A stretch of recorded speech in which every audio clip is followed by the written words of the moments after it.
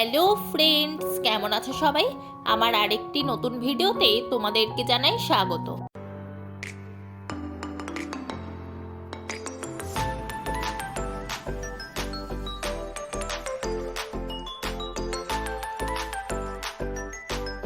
আজকে আমি আর কুট্টিমা যাচ্ছি কলকাতায় বিয়ে বাড়িতে।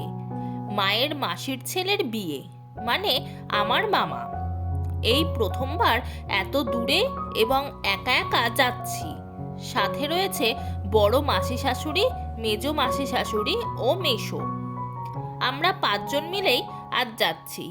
আমরা যেহেতু ট্রেনে করে যাব, তাই স্টেশনে যাওয়ার জন্য বাড়ি থেকে গাড়ি নিয়ে নিয়েছি।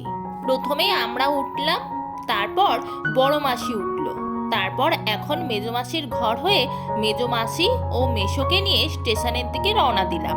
স্টেশনে আমরা সবাই পৌঁছে গেছি, কিন্তু ট্রেন ছিল 2 ঘন্টা মতো লেট। ঘর থেকে যখন বেরিয়েছিলাম তখন এতটা লেট ছিল না, কিন্তু পরে পরে সময় পিছাতে লাগলো। সেই জন্য আমরা ওভারব্রিজের উপরে ওয়েট করছি, কারণ কোন প্ল্যাটফর্মে ট্রেন দিয়ে দেবে তার কোনো ঠিক নেই। আর এইখানে সবাই দাঁড়িয়ে গল্প করছিলাম, আর মা বসেছিল। যাই হোক, অবশেষে আমাদের ট্রেন এসে পৌঁছালো। আর যেহেতু রিজার্ভেশন করা ছিল, সেই কারণে সিট নিয়ে কোনো অসুবিধা হয়নি। সুন্দর বসে পড়েছি। আর এত খিদে পাচ্ছিল, তাই কুট্টিমারা চা খাচ্ছে, আর বড় মাসি কেক নিয়ে এসেছিল, সেটাই সবাই মিলে খাওয়া হচ্ছে। আর কুট্টিমা সুন্দর জানলার ধারে বসে পড়েছে। আমি মাঝখানে, আর আমার পাশে মেজো মাসি, আর ওইদিকে রয়েছে মেজো মেশো আর বড় মাসি। তো সবাই মিলে গল্প করতে করতে চললাম। আর ট্রেনটা যেহেতু এক্সপ্রেস ছিল, তাই কোনো রকম অসুবিধাও হয়নি।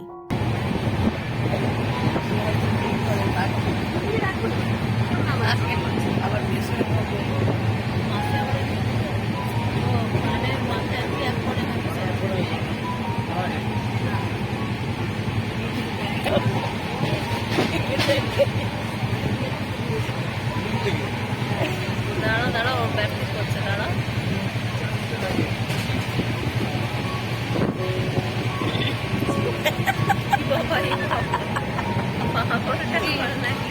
গল্প করতে করতে অনেকটা পথ চলে এলাম, আর কোলাঘাটের ব্রিজও পেরিয়ে গেল। আর প্রায় 1-1.5 ঘন্টা মতো লাগবে হাওড়া স্টেশন পৌঁছাতে। হাওড়ায় পৌঁছে গেছি, আর অনেকটা অন্ধকারও হয়ে গেছিল। আর যেখানে মামাদের বাড়ি, সেই জায়গাটাও যেহেতু অচেনা, মানে আমি কোনোদিন একা আসিনি, কিন্তু মাসিরা এর আগে এসেছিল। কিন্তু যেহেতু অন্ধকার হয়ে গেছে, সেই কারণে আর বাসের দিকে গেলাম না, একদম ডিরেক্ট ট্যাক্সি করে নেওয়া হয়েছিল। আর এখন চললাম হাওড়া ব্রিজের উপর দিয়ে, কিন্তু রাতের বেলা বলে সেইভাবে বোঝা যাচ্ছিল না। তো আমরা এখন পৌঁছে গেছি মামাদের ফ্ল্যাটে। কুট্টি মায়ের মাসির বাড়ি সোদপুরে, কিন্তু থাকার জন্য বেলঘড়িয়ায় ফ্ল্যাট নিয়েছিল। বেলঘড়িয়া 11 নম্বর বাস স্ট্যান্ডের কাছে। আর এখানে পৌঁছে সবাই ফ্রেশ হয়ে নিয়েছে। তারপর আমরা টিফিন খেলাম, মুড়ি, তরকারি, সিঙ্গাড়া ও মিষ্টি। আর এখন এখানে চলছে গল্প। কুট্টি মায়ের মাসি ও আমার মাসিরা, আর সাথে ছিল এক জেঠিমা ও কাকিমা, যারা খড়গপুর থেকেই এসেছিল। আর এই ফ্ল্যাটে ছিল একটা ড্রয়িং রুম ও 2টো বেডরুম। একটা বেডরুমে আমরা সবাই ছিলাম, এবং আরেকটা বেডরুমে সেই জেঠিমাদের পুরো ফ্যামিলি রয়েছিল। আর আমি এখনো ড্রেস চেঞ্জ করিনি, কারণ কাকিমা বলল যে বাজারে যাবে, বিয়ের কিছু জিনিস কেনা বাকি, সেইগুলো কিনতে। তার জন্য এবার আমরা বেরিয়ে পড়লাম, আমি, জেঠিমা, কাকিমা আর মামা। আর মামাকে তো যেতেই হবে, কারণ এখানকার সব জায়গা একমাত্র মামাই চেনে। আর মামার সাথে আরেকজন ছিল, যিনি আমাদের সাথে গিয়েছিলেন। আজকে থেকে আবার হালকা বৃষ্টি শুরু হয়েছে।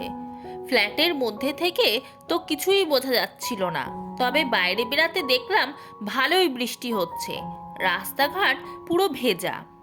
একদিকে ভালোই হলো, এই সুযোগে আমারও একটু ঘোরা হয়ে যাবে। আমার ঘুরতে সবসময়ই ভালো লাগে, সে যেখানেই হোক। এখন আমরা চলে এলাম বাজারের একটি দশকর্মার দোকানে। এইখান থেকেই কাকিমারা বিয়ের কিছু সামগ্রী কিনে নিল, যেগুলো কেনা বাকি ছিল। তারপর আমরা এইখান থেকে বেরিয়ে পড়লাম। তবে এখনই বাড়ি যাব না, আরও কয়েক জায়গায় যাওয়ার আছে। পিতলের ছোট ঘট কেনা বাকি, আরও কিছু জিনিস কেনার আছে। তার জন্য আমরা আবার বেরিয়ে পড়লাম।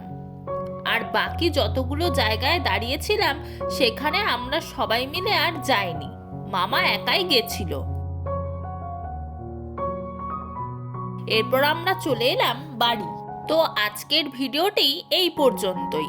ভিডিওটি ভালো লাগলে একটি লাইক করে দিও। খুব তাড়াতাড়ি বিয়ের ভিডিও নিয়ে দেখা হচ্ছে। ততদিন তোমরা সুস্থ থেকো, ভালো থেকো, আর আমার চ্যানেলটিকে সাবস্ক্রাইব করে আমার পাশে থেকো। টাটা।